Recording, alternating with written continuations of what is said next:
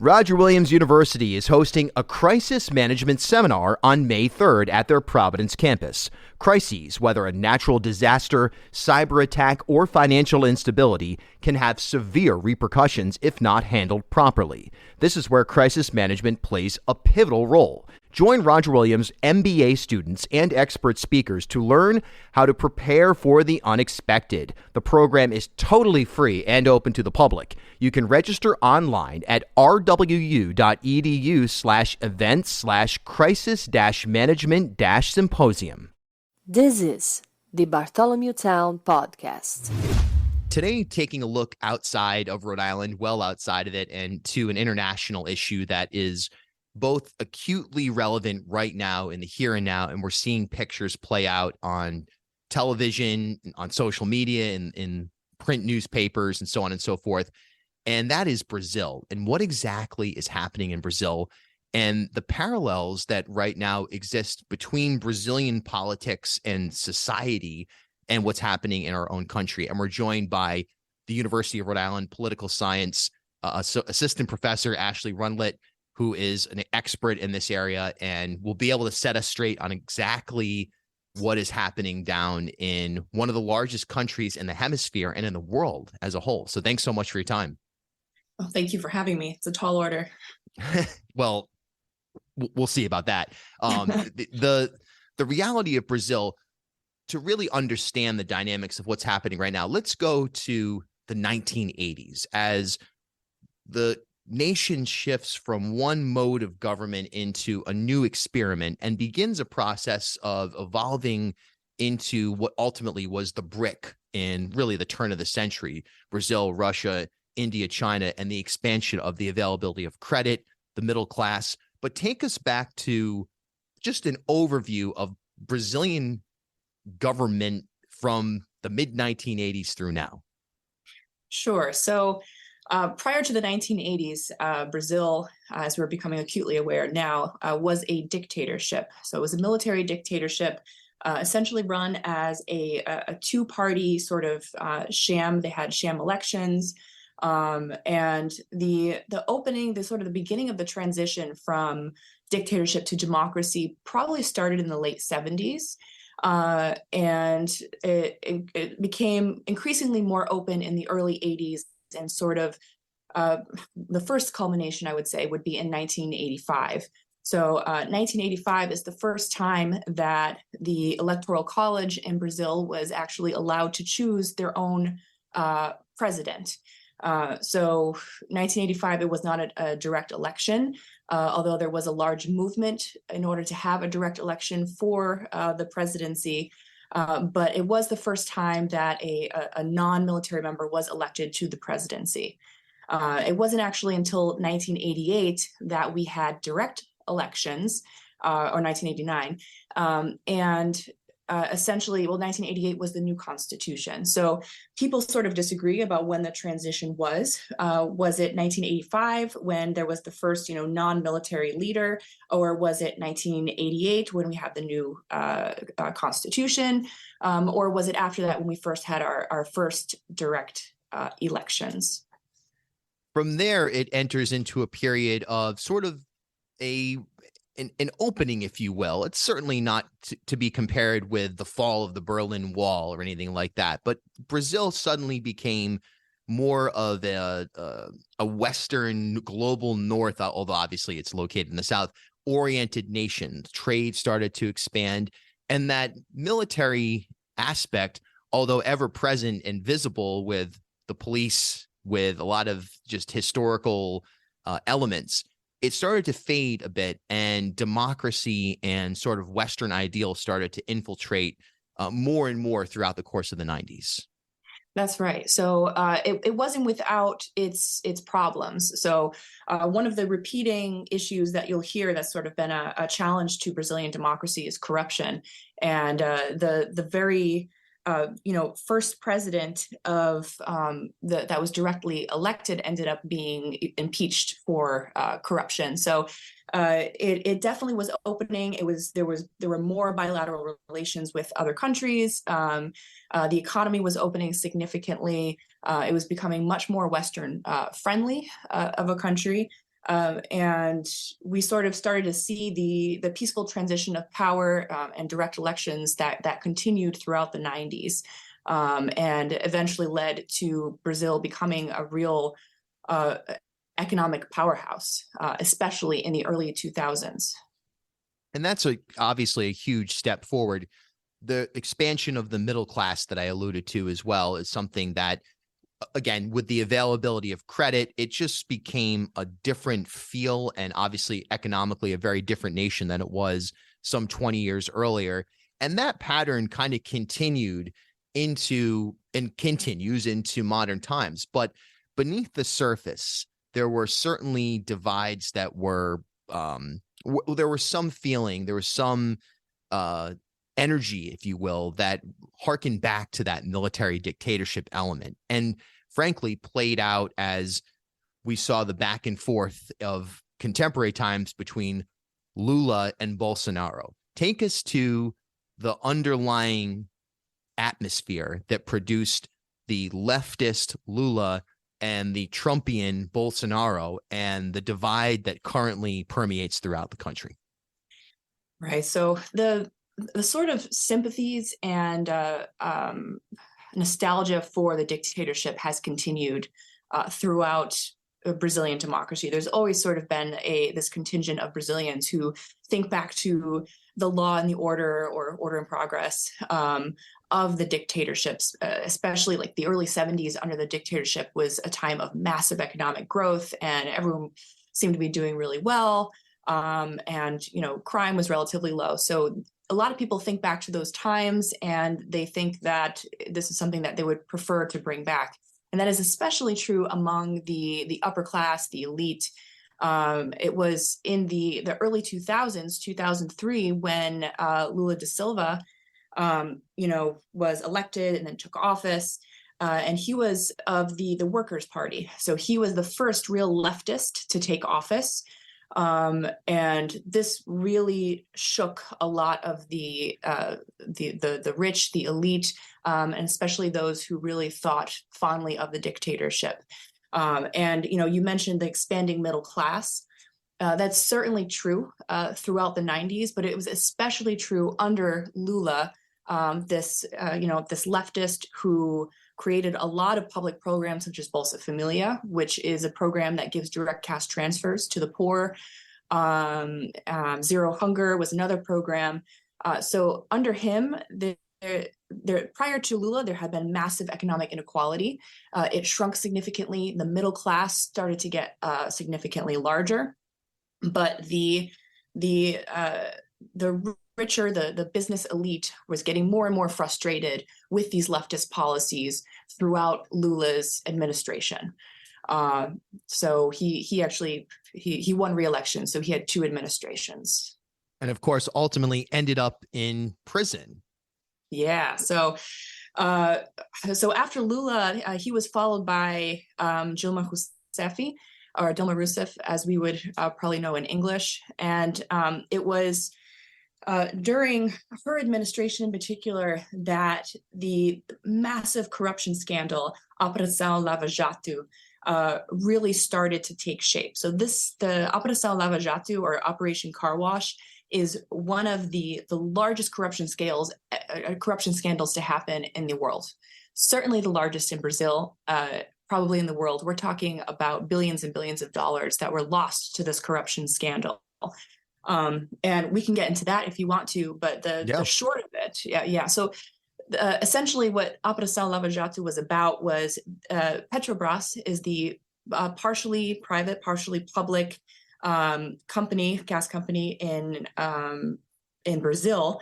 And what they ended up uncovering is that Petrobras officials were overcharging for construction projects, essentially, with numerous different countries. So what they would do is they would charge significantly more than it took to undergo a construction project.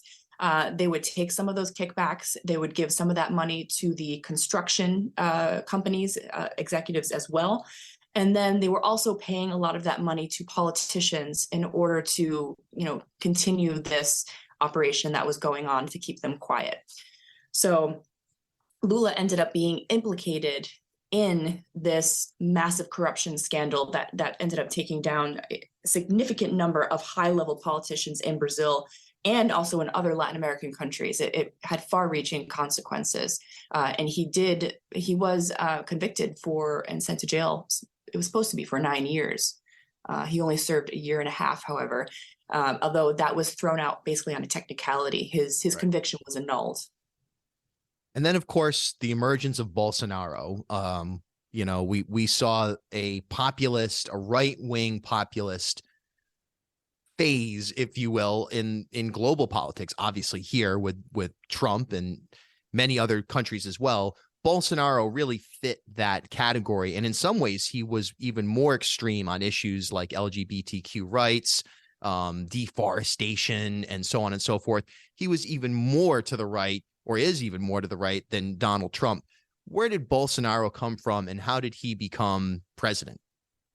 Gosh, so yeah, you're right. So Bolsonaro has been a right-wing nationalist populist for a long time, but it really feels like he took right from Trump's playbook when he was starting to become extremely popular. So I mean, if you could think of the most offensive thing that Donald Trump has said, and Bolsonaro has said something 20 times worse.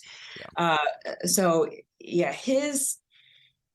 So I would say that he was able to come to power largely due to frustration with the party in power, with PT, the Workers' Party. So the Operação Lava Jato implicated a large number of people across parties, but the party that was largely in power at the time that the corruption scandal was occurring was Lula's party and Dilma's party. It was the Workers' Party. So a lot of people were getting very frustrated with the level of corruption. At the same time, there is a lot of this underlying, we talked about nostalgia for the dictatorship, a desire to crack down on violent crime. There was also sort of there's a significantly social conservative streak throughout Brazilian politics that really came to a head under Bolsonaro. So it really felt like a lot of these different aspects sort of came together. And Bolsonaro is a fairly charismatic populist. He really got people to back him. I mean, we refer to his supporters as Bolsonaristas. So like, there's a name, there's the people who support Bolsonaro, and they really often identify themselves as being a supporter of Bolsonaro as opposed to a supporter of a particular political party, or as opposed to someone who supports a particular ideology. Like, they are people who support Jair Bolsonaro. And Bolsonaro elected and became president ultimately this past autumn, as Lula, who was out of prison on this technicality, ran against Bolsonaro, a wasp wasted tight election, literally in almost unprecedented terms, found that Lula was able to regain power. There was some talk of corruption where police were blockading and thwarting some Lula supporters, or areas largely Lula oriented, from getting to the polls. There was some other talk of corruption that ultimately didn't prevent Lula from winning that election. And although there was initial reluctance from Bolsonaro to concede, it seemed like, okay, there may be some underlying activity here, but for the most part, it seemed like, okay, it was legitimized and Lula became president. And you had hoped that, all right, Bolsonaro was just going to kind of go away. Right. There was a period of time after Lula won, and you're right. It was the closest election in the history of Brazil's democracy. It was a razor thin victory for Lula.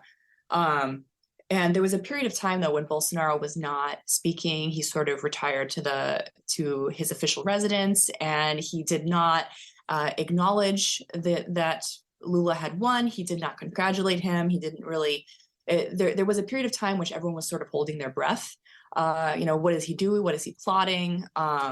Especially when all the protests were going on at the time with the truckers that were blocking roads and stuff like that. So I would say there was some tension there, but it seemed like everything was going off just fine. It's all of the major politicians in Brazilian government, including Bolsonaro supporters, had really acknowledged that Lula won, had accepted the election, which is very different to what happened in the United States.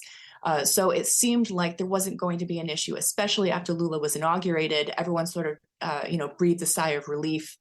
And then January 8th happened, and it seemed like we were thrown back into this sort of this unknown, this chaos.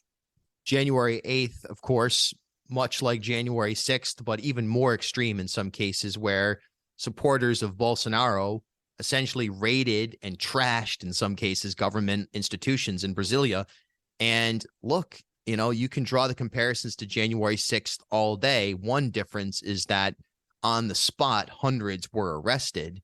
And it does seem like there will be a more aggressive effort to immediately prosecute some of these people. But the tension there, it seemed like a natural conclusion, given that very, very narrow divide between Lula and Bolsonaro. And some who are still, like you said, they have nostalgia for a dictatorship. And there are people, it's right on the Brazilian flag, order and progress, and that believe very strongly in that notion. So it was almost a predictable outcome that there'd be some kind of small rebellion. Where do we go from here? Where does the world go from here observing this? What can be expected of Brazil? Is this the end of this tension, at least playing out in terms of violence, or is this just the beginning of what might be a period of real civil unrest? It's really hard to tell. I tend to think that this is not the last violent act that we've seen from Bolsonaro supporters, but I highly doubt we're going to see anything as big as what we have seen. The supporters of Bolsonaro are not going anywhere. This anti-democratic sentiment is not going to disappear either. So we're going to see, I think, various demonstrations, and we still are seeing them to a certain extent pop up. There may be continued violence in some areas, but I highly doubt that we're going to see anything the size of January 8th, where thousands of protesters stormed Capitol buildings, much like January 6th in the United States, called for a coup. They were hoping for a military coup. That was their purpose. And you're also correct to mention that they arrested people on the spot. And up to this point, it's something over 1,000 people have been arrested. So that also, sort of is a difference between, the Brazilian case and the U.S. case. So I think that, the Lula administration, also the Supreme Court, is taking a much more, the role of the Supreme Court is significantly different in Brazil, and they're really getting involved in this. And they are cracking down on the people who were involved in this protest to a much greater degree than we saw in the United States, where things sort of played out over a much longer, significantly longer period of time. So with any luck, seeing the degree to which the government is cracking down on protesters, that will dissuade people from organizing in this fashion again. What's the lesson for the world at this point? Has enough attention been paid on Brazil and the global South as a whole? We see these types of, the breakdown of society, the element of corruption. It's certainly prevalent. It certainly happens here in Rhode Island. It certainly happens everywhere. But global South, it seems, is more prone to this sort of nonsense that ultimately impacts the quality of life of many people. Is there a lesson to take away from this January 8th Bolsonaro-Lula saga that we can use as a lens to try to better understand the world that we live in? I think we cannot take democracy for granted. I think that is probably the biggest lesson that we should take from this.